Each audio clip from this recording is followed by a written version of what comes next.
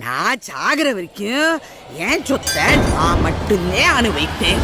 தாய் கிழவி படத்தை எல்லாரும் தியேட்டர்ஸ்லயும் ஓடிடிலையும் என்ஜாய் பண்ணிருப்பீங்க. நிச்சயமா அந்த படத்துல இருந்து நிறைய பாடங்கள் இருக்கு. அதுல ஒரு முக்கியமான 5 பாடம் உங்களுக்காக சொல்ல போறோம். அதோட சேர்த்து ஒரு ஸ்பெஷல் மெசேஜும் பார்க்கலாமா? தாய் கிழவி வரா ஒதுங்கிக்க, இந்த பவுனு தாய் பரவரண்டு வரா பதுங்கிக்க. ஒண்ணு, பல்லாங்குழி ஆட்டத்தை பத்தி சொல்லியிருப்பாங்க. நம்ம செலவுக்கு போக மிஞ்சிற காசு எல்லாத்தையுமே ஒரு கையில சேர்த்து வச்சுட்டே வரணும். அப்படி நம்ம சேர்த்து வச்சோம்னா நமக்கு என்னைக்காவது எமர்ஜென்சியோ இல்ல ஓல்டேஜ்லயோ பணம் தேவைப்படும் போது யார்கிட்டயும் போய் நிக்க வேணாம், அந்த பணம் நம்மளை காப்பாத்தணும். 2, அடுத்தவங்களை நம்பி பொழப்பா ஓட்டாத, நீ உழைச்சு சம்பாரிச்ச காசுல தலை நிமிர்ந்து வாழலான்னு. இந்த படத்துல அவங்க பொண்ணு கூட ஒரு 3 பவுனுக்காக அந்த மாப்பிள்ள ஓரா பேசிட்டு இருப்பாரு. நீ வாமா வீட்டுக்கு அப்படின்னு சொல்லிட்டு அவங்க தனி திறமையில கண்டுபிடிச்சு சுயமா தொழில் பண்ண வச்சிருப்பாங்க. அந்த மாதிரிதான் நம்மளும் பிசினஸோ எம்ப்ளாய்மெண்ட்டோ சேர்ந்து நம்ம பாட்டுக்கு உழைச்சோம்னா யாரையும் எதிர்பார்க்க தேவையில்ல, செல்ஃப் ரெஸ்பெக்டோட வாழலாம். இப்பயும் வரதட்சணை குடும்பம் இருந்துட்டு தானே இருக்கு. அதுக்காக பெண்கள் தற்கொலை பண்ணிக்கிறாங்க. பேரண்ட்ஸ் கடன் உடனே வாங்கி அட்ஜஸ்ட் பண்ணிக்கோமா அப்படி இப்படின்னு சொல்றதுல நடந்துட்டு இருக்கு. அதெல்லாம் தேவையில்லை, அடிச்சு தூக்கி போட்டு வந்துகிட்டே இருக்கலாம். நீங்க ஒரு ஸ்கில்ல வளர்த்துக்கிட்டீங்கன்னா சோ இப்படி இருந்தா நிச்சயமா வரதட்சணை கொடுமை இல்ல, வரதட்சணையே ஒழிச்சிடலாம். போங்க, ஆண் பெண் பாகுபாடு இல்லாம. பிடிச்சிருக்கும்னு நினைக்கிறேன். லைக் பண்ணுங்க. அட்டை பாயிண்ட்டுக்கு போவோம். 3, அவங்க பசங்க எல்லாம் போய் அவங்க கிட்ட சொத்தை பிரிச்சு கொடுன்னு சொல்லுவாங்க. அதுக்கு அவங்க இது நான் உழைச்சு சம்பாரிச்சதுன்னா சாகர மட்டும் ஏன்டா தான் இருக்கும்னு சொல்லுவாங்க. அது சரிதானுங்க, அவங்க சம்பாரிச்சது அவங்களுக்கு தான். பேரண்ட்ஸ் அப்படியே நீங்க சொத்தை பிரிச்சு கொடுத்தாலும் உங்களுக்குன்னு ஒரு போர்ஷன் வச்சுக்கோங்க.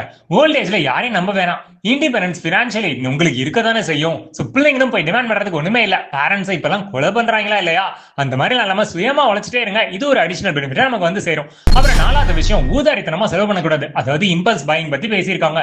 இன்ஸ்டன்ட் கிராட்டிபிகேஷன் சொல்லுவாங்க. பார்த்தோன்னே ஒரு பொருளை வாங்குறது அப்படிலாம் இல்லாம டிலேட் கிராட்டிபிகேஷனா இருக்கணும். எஸ், அந்த பொருள் நமக்கு தேவையா இல்ல ஃபியூச்சர்ல தேவைப்படுமா, இப்போதைக்கு இது இல்லாம சமாளிச்சலாமா, இப்படிலாம் அனலைஸ் பண்ணிட்டு அப்புறம் வாங்க பாருங்க.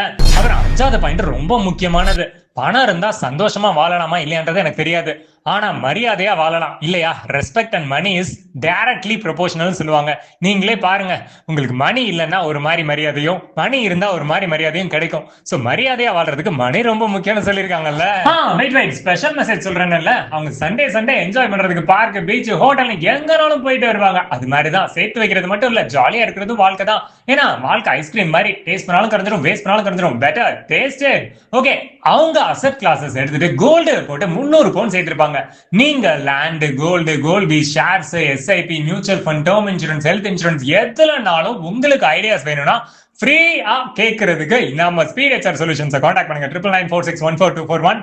சோ தாய் கிழவி படத்தை பார்க்கல அப்படின்னா நிச்சயமா நீங்களும் பார்த்து உங்க கமெண்ட்ஸ் ஷேர் பண்ணுங்க. இந்த வீடியோஸ் நிறைய பேருக்கு ஃபேமிலி ஃப்ரெண்ட்ஸ்லாம் கொடுத்து அனுபவிங்க. ஜாலியா இருங்க. Stay growing instead of going on. ஒரு மனுஷன் சந்தோஷமா இருக்கிறதுக்கு காசு வேணுமானே எனக்கு தெரியாது, ஆனா மரியாதையா இருக்கிறதுக்கு கண்டிப்பா காசு வேணும்.